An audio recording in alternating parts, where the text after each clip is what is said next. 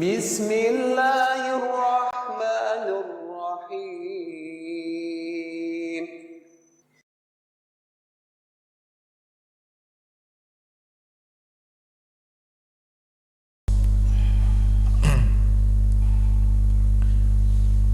Assalamualaikum warahmatullahi wabarakatuh. Alhamdulillahi rabbil alamin, wa bihi nasta'inu ala umurid dunya waddin, wassalatu wassalamu ala ashrafil anbiya'i wal mursalin, sayyidina wa maulana Muhammadin wa ala alihi wa ala ashabihi wa ala man tabi'ahum bi ihsanin ila yaumiddin. Amma ba'd. Allahumma rabbana taqabbal minna innaka antas sami'ul alim wa tub alaina innaka antat tawwabur rahim. Allahumma rabbana inna nas'aluka ilman nafi'a wa rizqan tayyiban wa amalan mutaqabbala. Allahumma rabbana a'izal islam wal muslimin wa adhillal kafarata wal musyrikin. Allahumma rabbana la tusallit alaina man la yakhafuka fina wa la yarhamuna.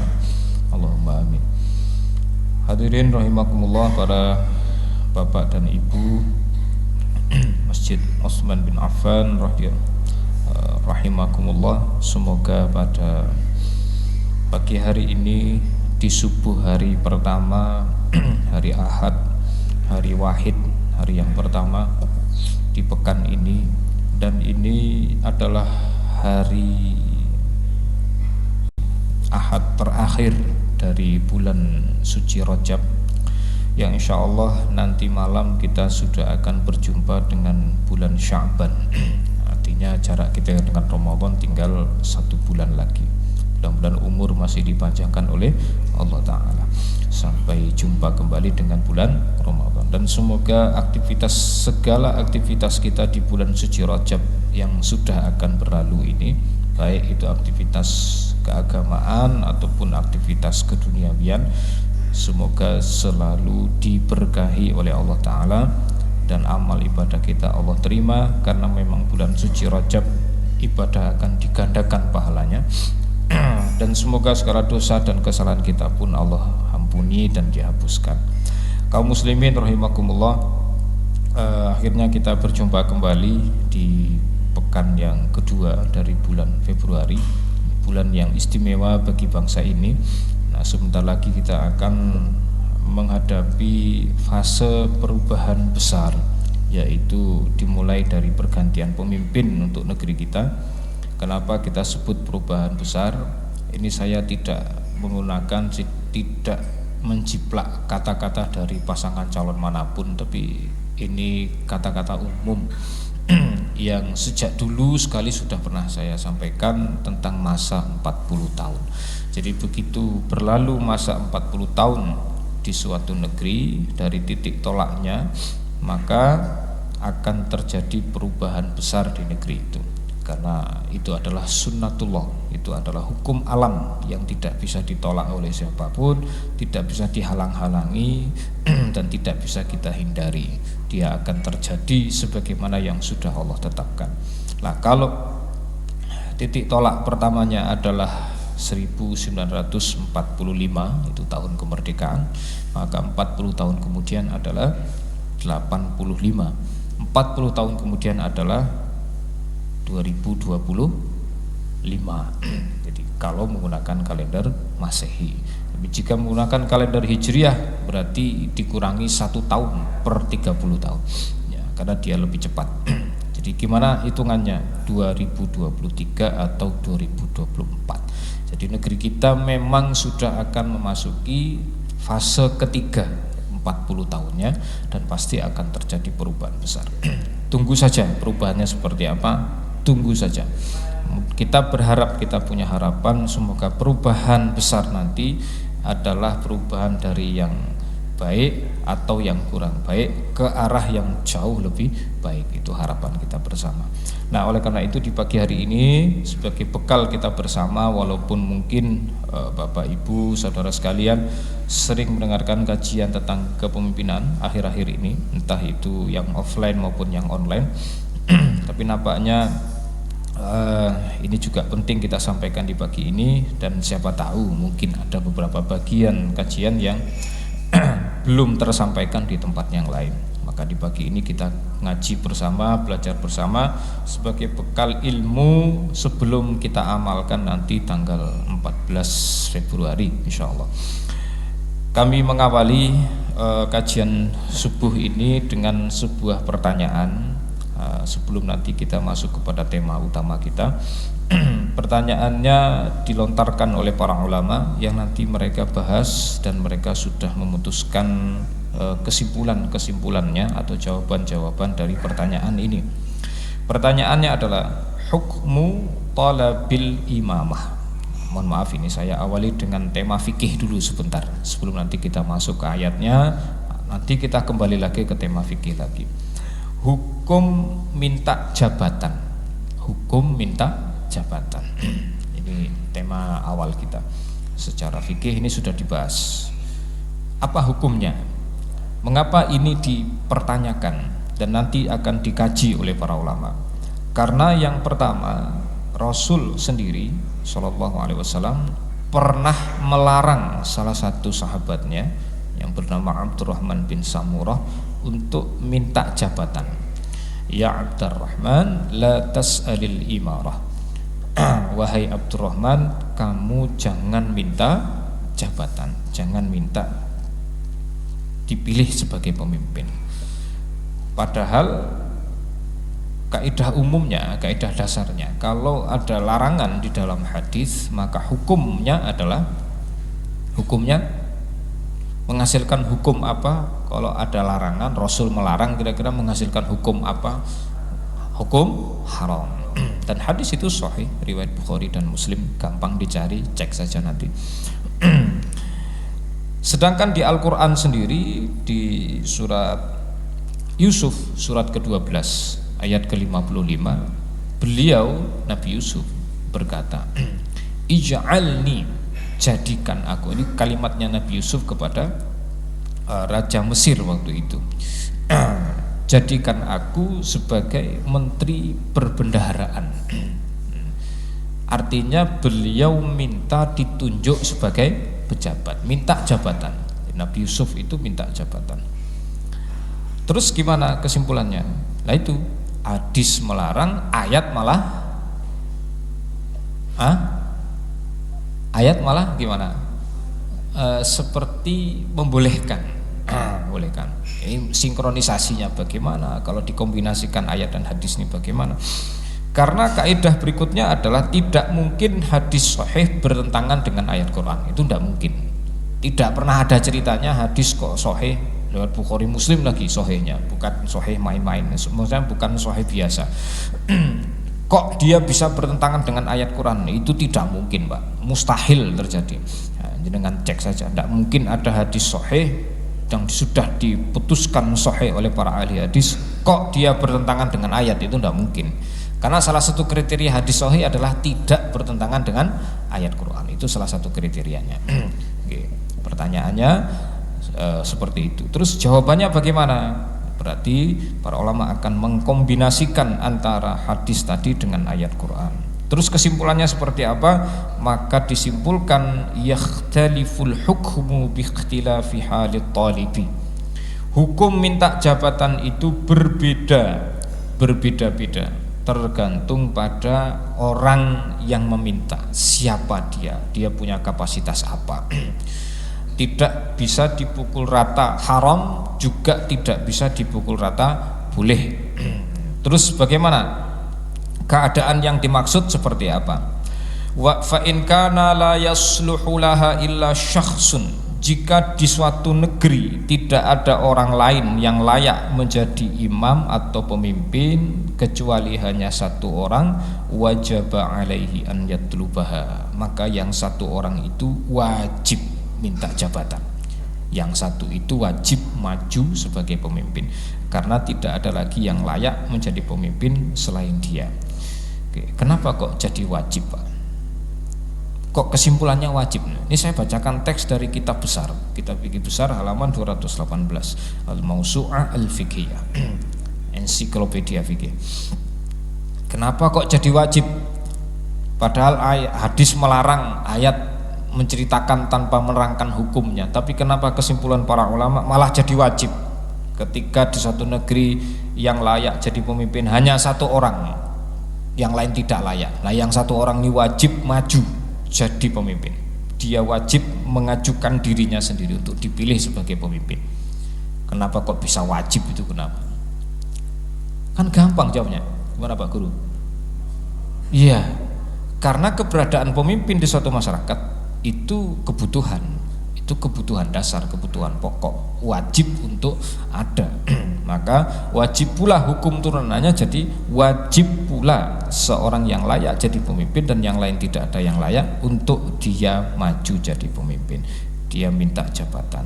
Terus berikutnya, kalau begitu bagi rakyat yang akan memilih, terlepas dari hukum demokrasi, hukum pemilu itu bagian dari khilafiyah ulama kontemporer. Bagi rakyat yang akan memilih, kira-kira memilih sosok yang layak ini hukumnya jadi bagaimana? Yang lain misalnya nih, pasangan calon yang lain nggak ada yang layak cuma satu tok misalnya, berarti hukum memilih yang layak ini gimana? Hukumnya ikut jadi wajib. Itu kira-kira. Kita lanjut lagi biar tidak panjang lebar. Wa in kana hunaka man huwa aula minhu, jika di negeri itu ada orang lain yang lebih layak daripada si fulan tadi, kita sebut saja si A. Jadi yang minta jabatan itu si A, tapi ternyata di negeri itu ada si B. Si B ini lebih layak menjadi pemimpin daripada si A. Maka apa hukumnya si A minta jabatan? Karihalahu talabuha. Maka si A ini menjadi makruh hukumnya minta jabatan. Kenapa kok makruh itu? Kenapa? Karena ada yang lebih layak. Karena ada yang lebih layak. Terus kira-kira bagi rakyat bagaimana sikapnya? Kalau ada dihadapkan dengan pilihan seperti ini, ada dua kandidat misalnya, dua-duanya memenuhi standar kelayakan, tapi yang satu lebih layak, berarti memilih yang kurang layak ini hukumnya makruh. Terus memilih yang lebih layak hukumnya jadi apa? Kok wajib? Kebalikan dari makruh, sunnah. Jadi hukumnya disunahkan, dianjurkan memilih yang lebih layak. Kalau wajib tadi keadaannya ketika tidak ada lagi yang layak selain hanya satu orang. Kalau ini yang layak ada beberapa orang, maka memilih yang lebih layak hukumnya menjadi sunnah. Memilih yang kelayakannya layak tapi dibanding yang satu ini dia kurang, maka hukumnya ikut menjadi makruh. Kalau makruh itu gimana Bapak Ibu? Dikerjakan, dikerjakan atau ditinggalkan gimana? Gimana, masa lupa? Makruh adalah dikerjakan tidak berdosa, ditinggalkan berpahala. Ya monggo. Keadaan yang ketiga, yang terakhir, wa in kana ghairu shalihin laha, jika ada orang yang minta jabatan dan dia tidak layak sebagai pemimpin, sama sekali tidak layak, tidak memenuhi standar kelayakan, tidak lulus fit and proper testnya, kok tetap maju untuk dipilih jadi pemimpin, padahal sama sekali tidak layak, tidak memiliki kapasitas kepemimpinan. Pokoknya nanti kan kita akan sampaikan apa sih standar kelayakannya apa, nah, setelah ini nanti. Maka hukumnya haruma alaihi talabuha, orang itu haram minta pemimpin, minta jabatan, karena dia nggak layak. Tidak layak kok minta dipilih, itu hukumnya haram. Lah bagi rakyat memilih yang tidak layak ini jadi gimana? Ikut haram juga. Jadi kalau misalnya ada di di antara pasangan-pasangan calon itu yang tidak memenuhi standar kelayakan, ya sebaiknya tidak bukan sebaiknya lagi, ya jangan dipilih karena hukumnya jadi haram kalau tidak layak. Itu pembukaan tema kita di pagi hari ini.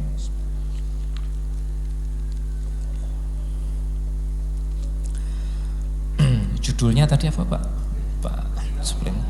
Ketika Allah memilihkan pemimpin. Loh, kenapa ada judul begitu? Itu judul tidak sembarang judul, karena saya kutipkan dari salah satu firman Allah Ta'ala. Silakan dibuka dulu pada Al-Quran surat kedua, surat Al-Baqarah ayat 247. Nah, ini enggak ada yang buka Quran berarti sudah hafal semua. Al-Baqarah loh, hafal ya. Bukan ayat 1 sampai 5 loh Pak. Ini ayat 247. Yang populer 255 itu populer. Allahu la ilaha illa huwal hayyul qayyum la ta'khudhuhu sinatun wa la naum. Ayat apa itu? Ayat kursi. Kalau ini saya kira enggak populer ayatnya. Ayat 247. Jadi yakin ini enggak mau buka Al-Quran ini. Serius, nanti jenengan jangan-jangan Ustaz ngarang nih, makanya buka biar nanti enggak terus bilang Ustaz ngarang. Semua populer. Masya Allah. Berarti beliau hafal Quran kalau semua populer. Barakallahu fikum. Saya bacakan ayatnya sambil jenengan mencari bagi yang ingin membuka mushaf Quran. A'udzu billahi minasyaitonir rajim. Bismillahirrahmanirrahim. وقال لهم نبيهم إن الله قد بعث لكم طالوت ملكا. Langsung saya terjemahkan. Nabi mereka berkata kepada mereka. Nabi yang dimaksud ini adalah Nabi Samuel. Jadi langsung to the point saja, tidak panjang lebar. Nabi Samuel itu, Nabi Samuel alaihissalam, beliau adalah nabi yang baru diangkat sebagai nabi untuk Bani Israel, dan memang beliau sendiri juga bagian dari Bani Israel, kira-kira sekitar 500 tahun setelah Nabi Musa alaihissalam meninggal dunia. Jadi ini baru jadi nabi di era setelah Nabi Musa, jauh sekali, ada 500-an tahun kurang lebih terpaut masanya. Nah, waktu itu Bani Israel melalui pemuka-pemukanya, tokoh-tokohnya, minta kepada Nabi Samuel untuk dipilihkan seorang pemimpin, seorang raja. Dan proposal mereka itu dikabulkan. Jadi kalau Nabi itu masih hidup, ya banyak hal yang efektif jadi tambah efisien kalau ada Nabi. Seperti ini contohnya, kita butuh pemimpin, tinggal minta saja, tinggal ngajukan proposal aja kepada Nabi, nanti biar Nabi yang milihkan. Tentu kalau Nabi yang milihkan atas pilihan Allah juga. Ini kira-kira butuh biaya berapa Pak kalau kayak gini mekanismenya? Ngirit napa mboten? Oh, ngirit pol. Nah, kita nanti tanggal 14 itu, atau anggaran dana pemilu periode sekarang ini kabarnya mencapai 28 triliun rupiah yang sekarang. Periode sebelumnya 24 triliun rupiah. Insya Allah luar biasa biayanya. ya gimana lagi, mau protes ya susah, ndak protes tapi pengennya protes. Nah, setelah dipilihkan oleh Allah dan Rasulnya, ini masuk kami, setelah proposalnya dikabulkan, berkata Nabi Samuel kepada Bani Israel waktu itu. Bani Israel yang dimaksud bukan yang seperti sekarang. Sekarang kafirnya luar biasa. Kalau dulu mereka masih beriman, masih mengakui Allah sebagai Tuhannya, masih beriman kepada Nabi, beriman kepada kitab suci. Kalau sekarang udah kacau balau mereka. Wa qala lahum nabiyuhum innallaha qad ba'atha lakum taluta malika. Sesungguhnya Allah telah mengangkat Talut sebagai raja kalian. Talut itu nama orang yang juga sama-sama bagian dari Bani Israel. Qalu anna yakunu lahul mulku alaina. Para pemuka Bani Israel itu berkata, bagaimana mungkin Talut yang jadi raja kami? Maksudnya begini dengan bahasa yang lebih sederhana, kok Tolut yang jadi raja? Kenapa dia? Kenapa dia? Padahal mereka sendiri yang ngajukan proposal, setelah dipenuhi mereka juga yang protes. Nah itu Bani Israel kayak gitu tuh. Mereka yang minta, setelah diberikan mereka sendiri yang komplain. Itu Bani Israel kayak gitu memang karakternya. Wa nahnu ahaqqu bil mulki min, kata para pemuka Bani Israel itu, kami lebih berhak jadi raja daripada Tolut. Kami. Apa pertimbangan mereka mengatakan kalimat ini? Kata para ulama ahli tafsir, maksudnya adalah mereka tidak terima dengan kepemimpinan Tolut, sebab Tolut itu berasal dari trah atau keturunan orang-orang yang tidak pernah jadi raja. Jadi Tolut bapaknya ke atas sampai pucuknya nanti ke Nabi Yakub alaihissalam, itu tidak ada satupun yang jadi raja. Itu maksudnya. Nah, yang protes ini siapa? Yang protes itu adalah orang-orang yang di kalangan keluarga mereka itu banyak raja atau beberapa orang jadi raja. Jadi mereka bapaknya sampai nanti juga ke Nabi Yakub. Nah, dan uniknya lagi, Tolut itu adalah keturunan Bunyamin. Tahu Bunyamin siapa Pak? Maksudnya ke atasnya paling pucuk sampai ke Nabi Yakub itu Bunyamin bin Yakub. Sinten? Bunyamin itu siapa? Ya adiknya Nabi Yusuf. Ya, Bunyamin itu putranya Nabi Yakub, adik dari Nabi Yusuf. Bukan hanya itu, Bunyamin itu termasuk bontot dari 12 orang anak laki-laki Nabi Yakub. Bontot itu apa sih bontot Pak? Bungsu, yang paling kecil, adik terkecil. Apa? Ragil Pak ya, ragil apa? Ragil ya. Saya kebalik, nanti tolong diluruskan. Lah yang protes ini siapa? Yang protes itu dari keturunan Yahuza itu siapa? Ya sama anaknya Nabi Yakub juga, kang masnya Bunyamin, tapi di jarak yang agak tinggi, jauh. Jadi Yahuza itu termasuk yang kakak-kakak yang di atas. Jadi ceritanya ini para kakak ini protes, kenapa raja yang diangkat dari kalangan adiknya, yang bungsu lagi, yang bontot lagi. Kira-kira begitu. Ini logikanya Bani Israel. Apa itu? Yang berhak jadi raja, jadi pemimpin hanya orang dari keturunan tertentu saja. Ini kata Bani Israel. Atau yang minimal dulu bapaknya sudah pernah jadi raja. Nanti yang boleh jadi raja hanya keturunan dia. Kira-kira begitu. Ini menurut logika Bani Israel. Ini logika ini benar apa salah Pak? Ada bagian benarnya, ada bagian salahnya. Loh, bagian benarnya gimana? Loh, kalau memang pemimpin sebelumnya memang betul-betul layak jadi pemimpin dan dia punya anak yang juga layak jadi pemimpin, kan tidak masalah toh? Tidak masalah. Tapi yang masalah adalah kalau yang sebelumnya tidak layak jadi pemimpin, nanti dia punya anak, kira-kira kualitasnya paling apa Pak itu? 11-12 dengan bapaknya. Buah jatuhnya gimana sih Pak itu pepatahnya itu? Buah tidak jatuh dari pohonnya. Urung matang berarti Pak kalau belum jatuh. Kalau jauh ya paling dipangan codot, dibawa ke lelawar. Kalau bahasa pepatah yang lain itu begini Pak, harimau itu tidak mungkin punya anak kucing. Harimau tidak mungkin punya anak kucing. Sebaliknya juga begitu, kucing tidak mungkin punya anak harimau. Ya kucing ya anaknya mesti meong-meong, nggak mungkin. Itu nggak mungkin. Kira-kira begitu. Ini dari satu sisi benar logika ini, tapi sisi yang lain jadi salah. Kenapa? Karena tidak mesti harus dari keluarga itu. Bisa saja nanti ada yang lebih layak. Oke, lanjut. Itu yang pertama, logika mereka. Logika kedua, mengapa mereka menolak kepemimpinan Tolut? Walam yu'ta sa'atan minal mal. Tolut itu duitnya sedikit, hartanya tidak banyak. Jadi dalam logika Bani Israel, kalau orang duitnya sedikit tidak bisa jadi pemimpin. Berarti yang bisa jadi pemimpin sing sugih, sing duitnya akeh. Nah, hari ini kayaknya terjadi tuh Pak. Nah, jadi dikombinasikan keturunan fulan dan sing duitnya akeh. Nah, ini persis ini logika Bani Israel banget ini.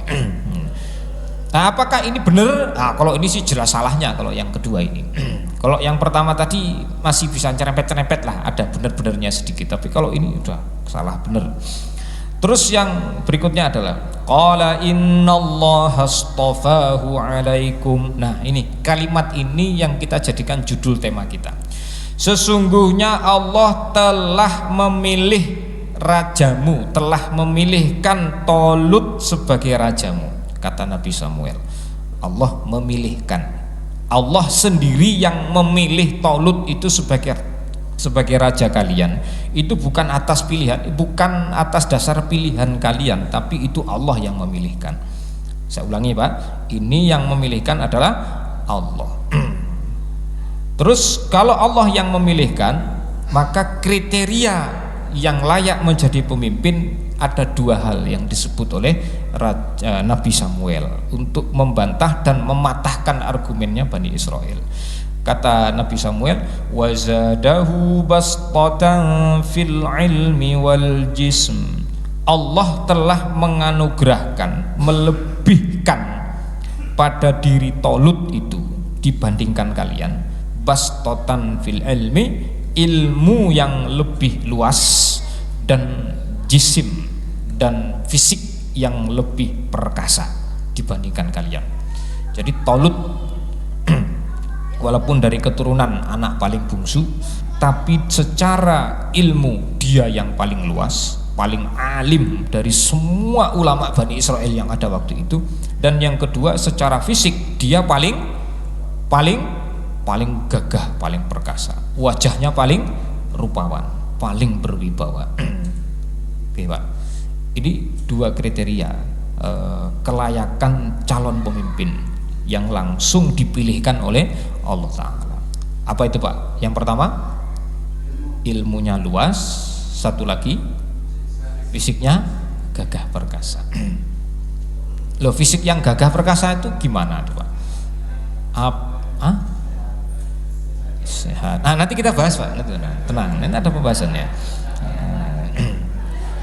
Apa kegagahan itu ditandakan dengan joget-joget Pak? Ya kayaknya bukan itu kayaknya poinnya. Apakah ilmu yang luas itu adalah ilmu yang nampak pada acara debat karena dibisiki orang lain dari belakang? Kan tidak. Jadi jenengan malah ketawa. Dan ketawanya mencurigakan itu. Oke, kita lanjut dulu, tenang, kita lanjut dulu.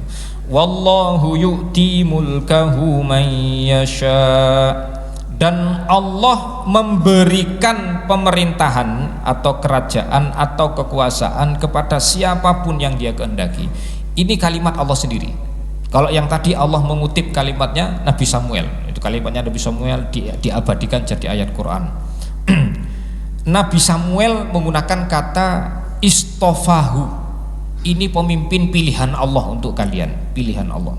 Tapi Allah berikutnya Allah menggunakan kata yu'ti. Nah, kalau jangan nggak lihat ayatnya kan jadi nggak paham maksudnya.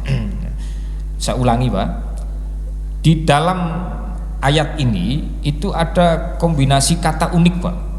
Yang sebelumnya Nabi Samuel berkata Allah telah memilihkan untuk kalian Tolut sebagai raja. Memilihkan, istofahu, istofa. Ada orang yang namanya Mustafa di sini Pak? Ada Pak Mustafa ada? Oh dereng, mungkin nanti ada warga baru namanya Mustafa.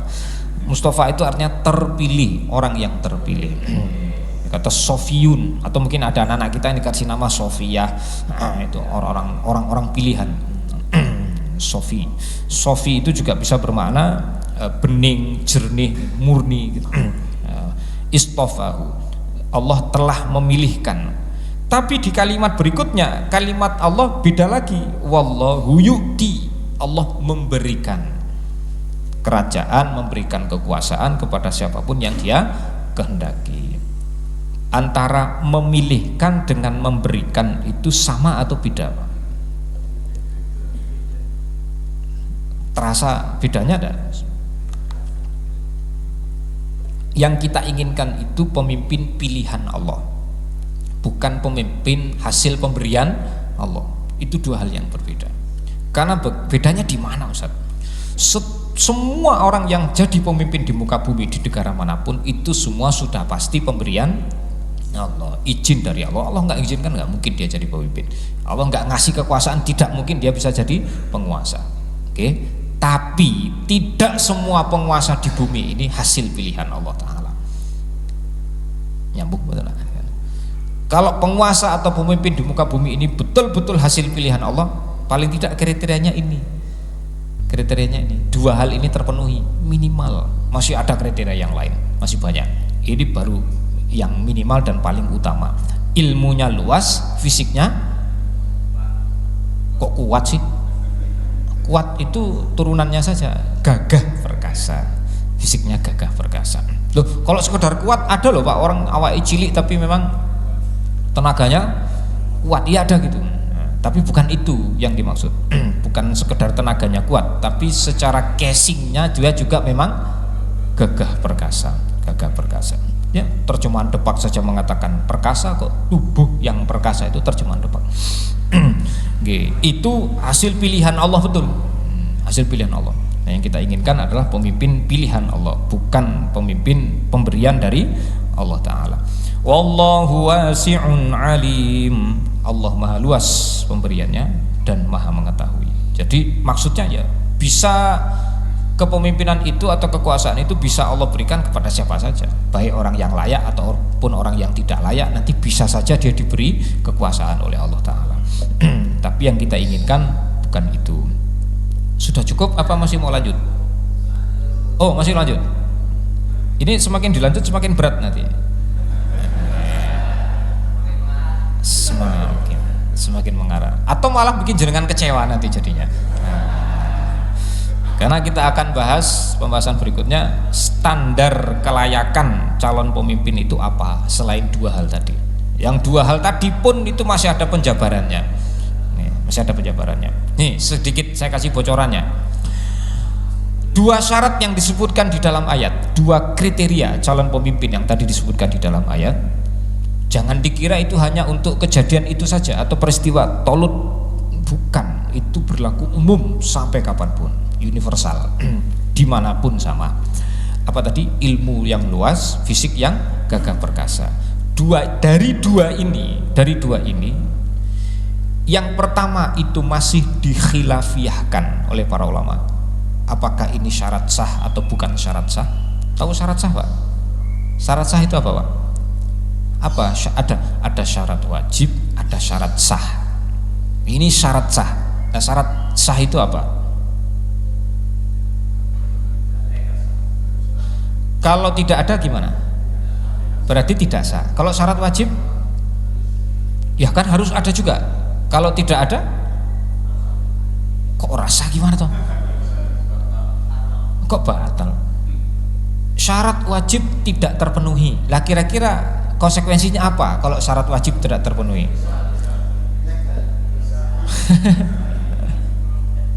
Astagfirullah. Sebentar. Jangan kok bikin saya lemes ya. Syarat wajib itu kalau tidak terpenuhi, konsekuensinya perbuatannya menjadi tidak wajib. Syarat sah kalau tidak terpenuhi, konsekuensinya jadi tidak sah. Lu dari namanya aja kelihatan kok. Jangan dadak bikin istilah sendiri, dadak bikin definisi sendiri. Nah, contohnya apa syarat wajib itu? Syarat wajib puasa Ramadan. Yang pertama muslim, kedua balik, ketiga berakal. Nah, kalau ada bocah muslim, bocah belum balik dan dia akalnya sehat, wajib gak puasa Ramadan? Tidak, karena belum terpenuhi syarat wajibnya. Apa tadi? Balik. Dia muslim, iya. Dia berakal, iya. Sehat pikirannya, waras, bukan anak idiot, bukan orang gila. Tapi belum balik, ya berarti belum wajib. Itu namanya syarat wajib. Masa pelajaran SD kita ulangi lagi? Lupa ya. Dulu tidak tahu, sekarang lupa.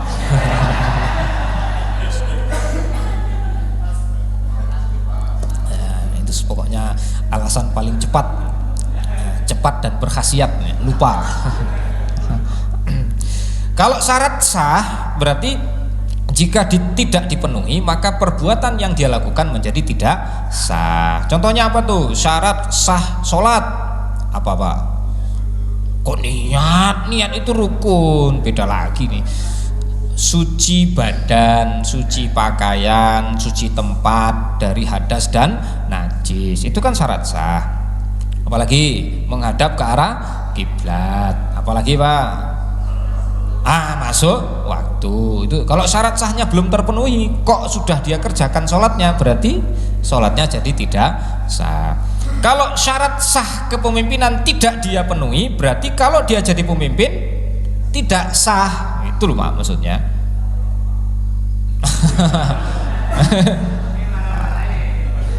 Wah, ini rekamannya diedit aja Pak. Jadi Pak, minum dulu nih, saya deg-degan ini Pak. Bu, tiba-tiba ada yang jualan bakso pagi-pagi Pak lewat sana Pak. Kita lanjutkan. Jadi kalau syarat sah tidak terpenuhi berarti menjadi tidak sah kalau tetap dikerjakan. Kita bacakan cepat saja. Syarat-syarat sah kepemimpinan. Syarat sah kepemimpinan itu ada dua level. Level pertama adalah yang disepakati oleh para ulama. Mau nanti kita belajar ke mazhab manapun sama. Hanafi, Maliki, Syafi'i, Hambali semuanya sama. Semuanya menyepakati poin yang ini adalah syarat sah, tidak ada beda pendapat. Bahasa lainnya adalah konsensus, bahasa kerennya adalah ijma. Ini sudah menjadi ijma ulama. Ada kurang lebih sekitar 6 syarat sah kepemimpinan yang itu disepakati oleh para ulama, ijma, bukan khilafiyah. Nanti ada tambahan 3 lagi syarat sah kepemimpinan tapi masih diperselisihkan apakah ini syarat sah atau syarat aulawiyah, syarat keutamaan, syarat ideal, menambah idealnya, menambah kesempurnaan. Oke. Yang kita bahas yang disepakati dulu yang ijma. Dari 2 syarat tadi yang dibahas di dalam ayat 247 surat Al-Baqarah, ilmu yang luas dan fisik yang gagah perkasa, yang disepakati oleh para ulama sebagai syarat sah adalah fisik yang gagah perkasa. Yang ilmu luas itu masih diperdebatkan apakah ini syarat sah atau bukan syarat sah. Nyambung nopo mboten Pak niki Pak. Ini kan sekarang kita ngaji fikih, jadi saya akan menyebutkan banyak istilah-istilah fikih. Maka nanti saya akan ulang-ulang biar kita tidak salah paham. Oke. Dari 2 syarat yang disebutkan di surat Al-Baqarah tadi, yang satu menjadi bagian dari perbedaan pendapat ulama, yang satu adalah ijma ulama. Para ulama bisa sepakat ini tidak boleh tidak ada, harus ada, wajib ada. Yaitu fisik yang gagah perkasa. Oke. Kenapa yang ditonjolkan dalam ayat itu? Karena dari 6 syarat sah yang disepakati para ulama, yang paling penting yaitu fisik yang gagah perkasa itu paling penting. Semuanya penting, tapi di level paling pentingnya itu. Kita bacakan secara cepat. Yang pertama, syarat sah jadi pemimpin. Ini yang disepakati ulama. Totalnya nanti ada 6. Yang pertama adalah harus beragama Islam. Loh kok Islam Ustaz? Kita kan bla bla bla bla bla bla. Loh kita sekarang tinggal di mana? Indonesia. Indonesia ini negeri Islam atau bukan?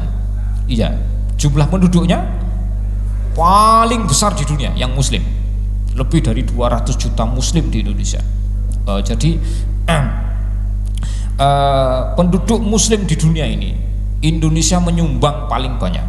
Jadi pantas kalau kita membahas dari sudut pandang Islam, itu sudah sangat pantas dari sudut pandang syariat agama Islam. Yang pertama, pemimpin di negeri ini harus beragama Islam. Itu syarat sah, kalau tidak enggak sah dia. Yang kedua, harus taklif, mukallaf, sudah baligh dan berakal. Dia baligh atau yang sering kita singkat dengan akil baligh. Akil itu berakal, baligh ya berarti sudah baligh. Akil ya bukan orang gila, bukan idiot. Kalau baligh standarnya umur berapa? 15. Oh berarti umur 30 sudah bisa jadi pemimpin. Sudah. udah bisa. Sesuai syariat sudah bisa. Tapi apa syaratnya aja itu tok? Enggak, masih ada syarat-syarat yang lain. Syarat-syarat lainnya itu orang umur 30-an kayaknya belum sanggup untuk memenuhinya. Oke. Tapi itu syarat minimal. Sudah balik. Artinya bocah 10 tahun ya enggak boleh diangkat jadi pemimpin.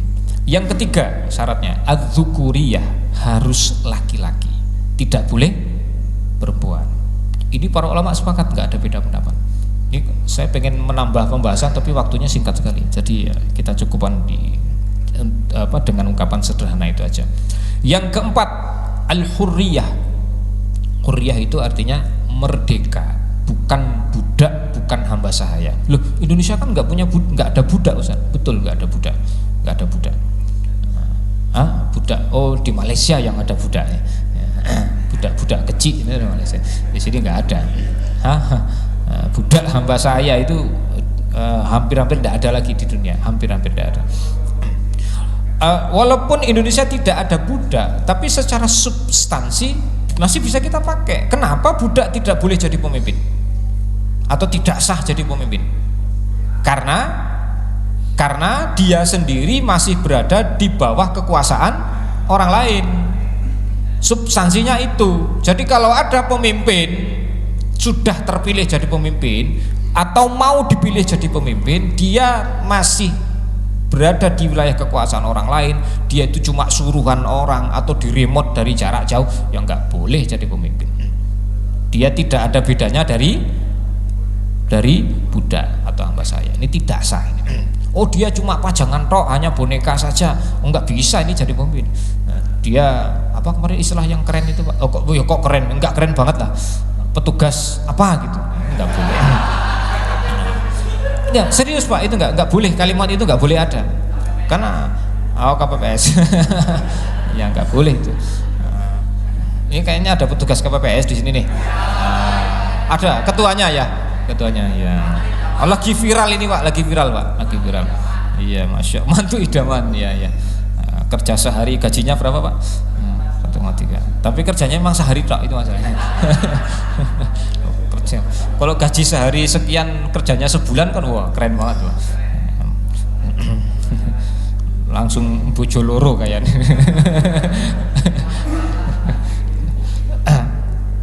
Baik, kita lanjutkan. Jadi syarat tidak boleh budak sebagai pemimpin itu syarat yang berlaku sepanjang zaman. Walaupun tidak ada budak, tapi substansinya bisa kita pakai. Oke, lanjut. Yang keberapa? 5. Yang kelima. Belum 6 nanti kita akhirkan penjelasannya. Yang kelima, seorang calon pemimpin harus salamatul hawas wal a'dha. Panca inderanya normal, anggota tubuhnya juga normal. Maksudnya apa itu? Panca indera dan anggota tubuh yang memang diperlukan untuk menjalankan tugasnya sebagai pemimpin. Kalau itu tidak ada, ya dia tidak bisa memimpin. Contohnya apa? Pemimpin telinganya budek itu bisa jadi pemimpin nggak Pak? Tuli, memang tuli nggak bisa dengar sama sekali. Itu bisa nggak jadi pemimpin Pak?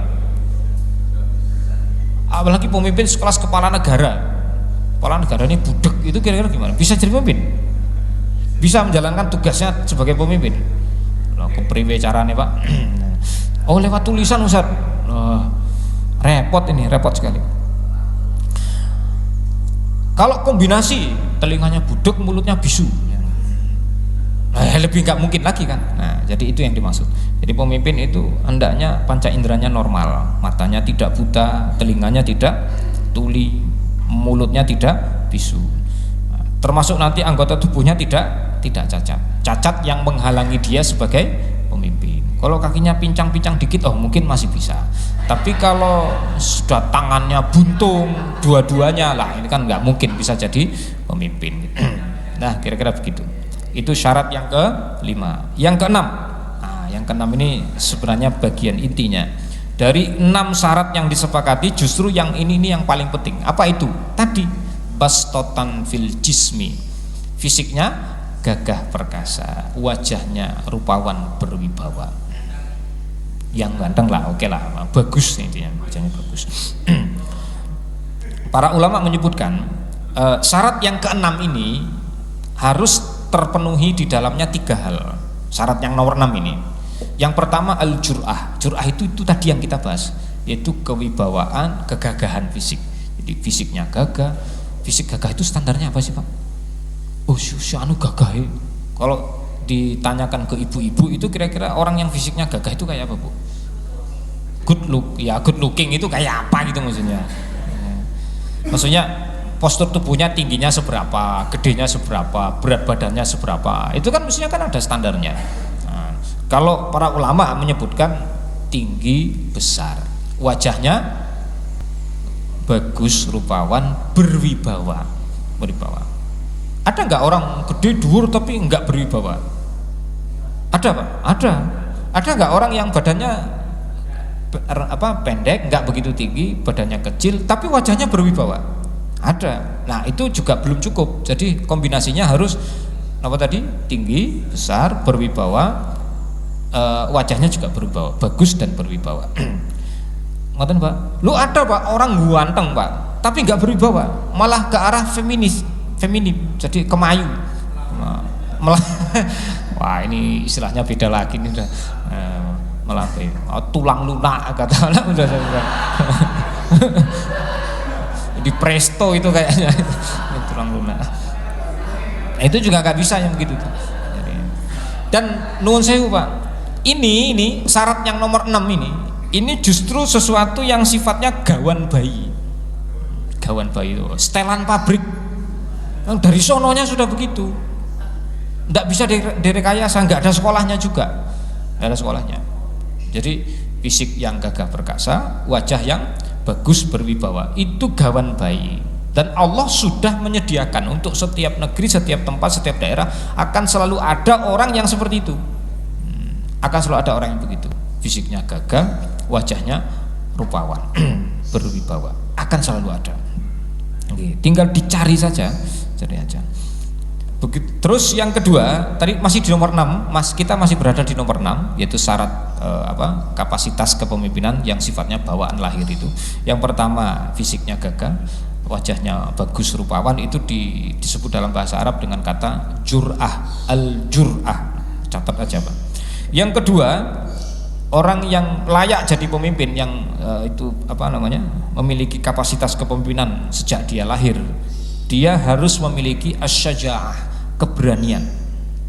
Jadi fisiknya gagah, wajahnya bagus, rupawan, mentalnya pemberani. Dia pemberani, bukan pengecut. Loh, kok harus pemberani, Ustaz? Loh, iya harus pemberani, nggak bisa pengecut, nggak bisa. Sekarang saya tanya, orang pemberani itu suka bohong nggak?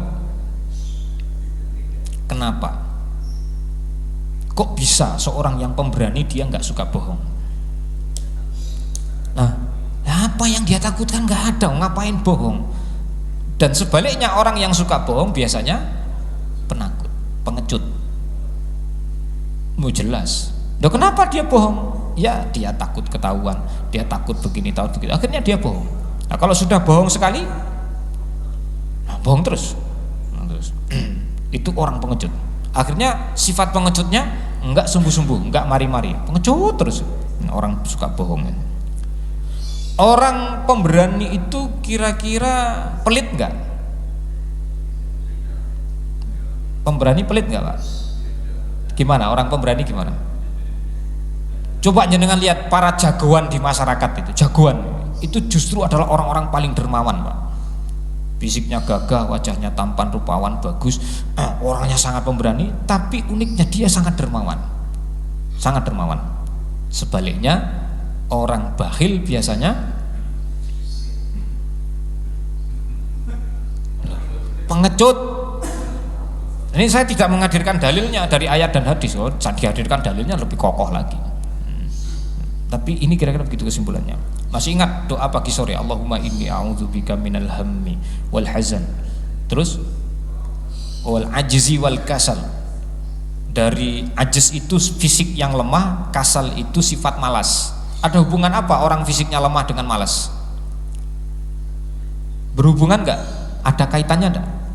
Ada. Orang fisiknya lemah biasanya jadi orang malas. Orang malas fisiknya jadi lemah. Loh, pemimpin itu kalau fisiknya lemah mesti pemalas. Kalau dia malas, mesti fisiknya lemah, nggak bisa nih, jadi pemimpin nggak bisa. Okay. Tapi ada Ustaz, pemimpin badannya sih nggak gagah, tapi kan kerjanya sergap, kerja. Gitu. Oh ya, mungkin itu ditopang oleh suplemen, oleh semacam-macam. Tapi itu tidak normal, normalnya nggak kayak gitu. Yang ketiga di kalimat doa itu, wal jubni wal bukhl, aku mohon perlindungan kepadamu dari sifat pengecut dan sifat bakhil, pelit. Berarti orang pengecut berkaitan dengan pelit, orang pelit pengecut. Kok bisa orang pengecut itu jadi pelit? Karena nanti kalau dia infak takut kalau hartanya berkurang, kalau dia infak takut nanti tidak diganti oleh Allah Ta'ala. Ada orang yang biasanya pengecut tiba-tiba jadi dermawan, apakah dia berubah jadi pemberani? Ini pas waktu tertentu dia jadi dermawan, ngasih ini ngasih itu, ngasih karpet buat masjid, gendeng, ngasih aspal untuk masyarakat. Oh mungkin karena wajah dia sudah terpampang di banner pinggir jalan. Nanti begitu nggak kepilih, akhirnya karpet yang tadi sudah dikasih gulung lagi, bawa pulang, gendengnya diturunkan lagi, sampai aspalnya dikerok lagi. Ada yang itu nggak serius Pak, ini kan pengalaman sebelumnya ada, saya kan nggak ngarang, asli ada. Oh berarti dia tidak keluar dari sifat pengecutnya. Oh kemarin ngasih itu ya tetap karena pengecutnya, bukan karena keberaniannya. Takut tidak kepilih kan gitu, takut tidak dapat jatah jabatan ya, dia jadi memberi itu bukan karena pemberaninya tapi karena pengecutnya. Maka pemimpin kalau pengecut nggak boleh, nanti dia jadi bakhil, dia jadi gampang bohong, dia suka bohong, bla bla bla bla bla, banyak sifat jelek yang keluar dari orang-orang yang pengecut. Harus orang yang pemberani itu tidak suka bohong, dia dermawan, macam-macam nanti yang didapat, sifat-sifat baik yang banyak sekali. Terakhir yang ketiga, kan tadi masih nomor 6. Jadi memiliki kapasitas kepemimpinan yang sifatnya bawaan lahir itu yang pertama fisiknya gagah perkasa, wajah bagus, rupawan, berwibawa. Yang kedua pemberani. Yang ketiga an-najdah. Najdah itu artinya empatinya tinggi, kepeduliannya tinggi. Dia tidak mementingkan dirinya sendiri atau mementingkan keluarganya, mementingkan organisasinya, partainya, golongannya, enggak. Tapi dia lebih mementingkan urusan orang banyak daripada pribadinya. Itu Pak, empati. Oke, sudah. Waktu saya tinggal 3 menit. Kalau ngikuti sampai jam 6. Gak apa-apa, tambah 3 menit lagi boleh, siap. Padahal masih kurang 3 biji lagi. 1 biji aja dibahas bisa 10 menit. Tapi saya singkat-singkat aja deh. Itu yang disepakati, minimal untuk bekal kita tanggal 14 nanti, minimal yang 6 ini terpenuhi. Nyambung betul Pak? Minimal yang 6 itu. Kalau salah satu dari yang 6 itu tidak terpenuhi, berarti tidak memenuhi standar kelayakan untuk jadi pemimpin. Kalau dipilih tidak sah. Kalau kita pilih hukumnya malah jadi haram. Itu 1 sampai 6 itu. Nanti untuk 7, 8, 9 itu levelnya lebih tinggi lagi. Itu memang ideal sekali kalau yang terpenuhi juga. Apa itu? Yang ketujuh, orangnya harus adil. Tahu adil? Adil itu ada kriterianya Pak. Tidak adil bisa bagi sama rata, itu bukan itu. Adil itu kriterianya yang pertama tidak mengerjakan dosa besar. Tidak mengerjakan dosa besar. Nanti di-searching sendiri dosa besar apa saja. Tidak mengulang-ulang dosa kecil. Nah ini kalau ini saya kasih contoh nih. Berzina itu dosa besar apa dosa kecil? Dosa besar. Tapi kata Nabi, berzina itu banyak jenisnya. Ada zina mata, zina telinga, zina tangan, kaki. Nah, puncaknya zina adalah kemaluan. Itu yang dosa besar. Kalau yang zina mata, telinga, tangan, kaki ini dosa besar apa dosa kecil? Nah, sedangkan syarat jadi orang adil adalah tidak mengulang-ulang dosa kecil.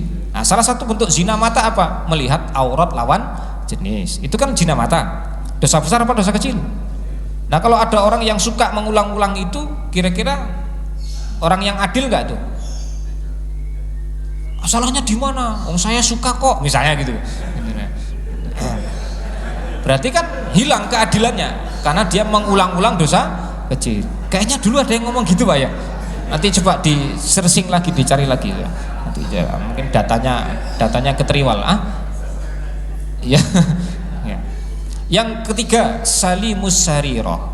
Akidahnya lurus benar. Ini untuk terpenuhinya adil tadi Pak. Orang yang adil itu yang pertama orang yang tidak mengerjakan dosa besar, dia tidak mengulang-ulang dosa kecil. Akidahnya benar lurus, bukan pengikut aliran sesat. Loh, aliran sesat itu apa saja? Lo buka saja di Google, gampang nyarinya. MUI Majelis Ulama Indonesia sudah membuatkan kriteria 10 kriteria aliran sesat. Cek aja sendiri nanti. Nah, dia tidak termasuk dari yang 10 itu. Yang keempat, ma'munal ghadab. Saat dia marah, pikirannya tetap jernih, tetap tenang. Jadi,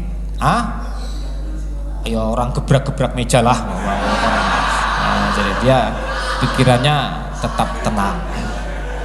Jadi terjaga. Kewibawaannya tetap terjaga. Nah, maupun dia mau emosi kayak apapun dia tetap tenang.